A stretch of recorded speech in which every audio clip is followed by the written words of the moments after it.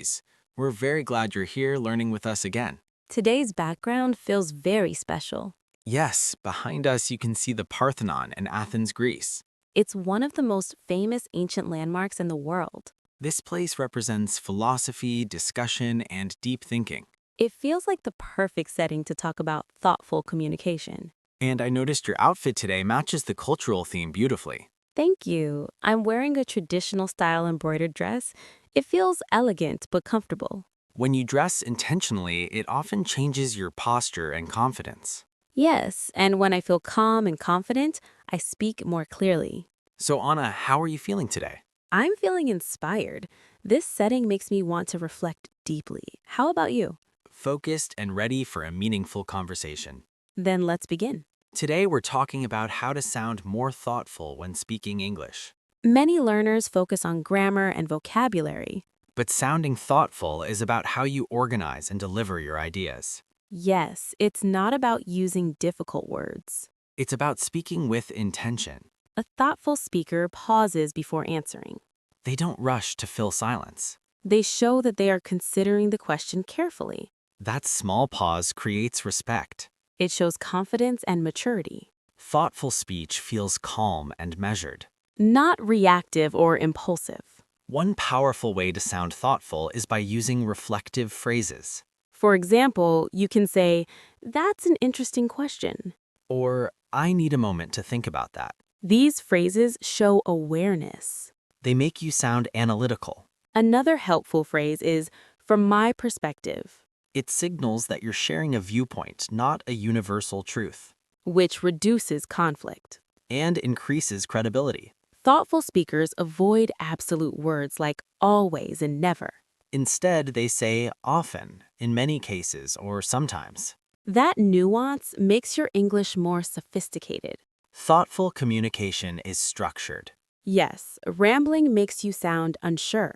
A simple structure works well. First, state your main idea. Second, explain why. Third, give an example. This pattern makes your message clearer. Clarity often sounds more intelligent than complexity. Exactly.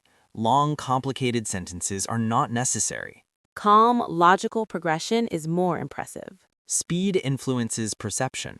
When we speak too quickly, we sound nervous. Or defensive. Thoughtful speakers slow down slightly. They allow their words to land. Pauses between ideas create emphasis.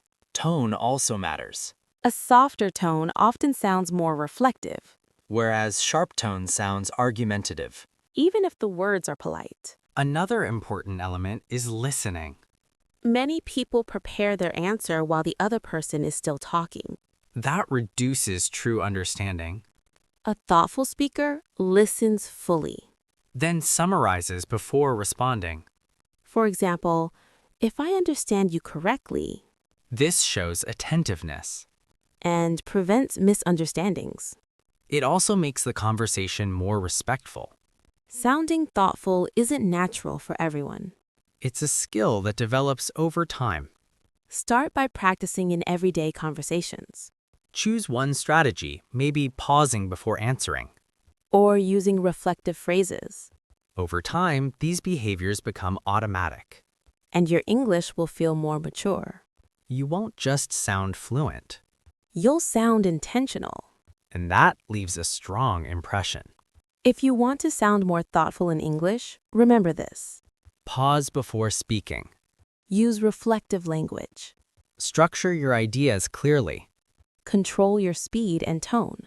And truly listen before responding. Thoughtful English isn't about big vocabulary.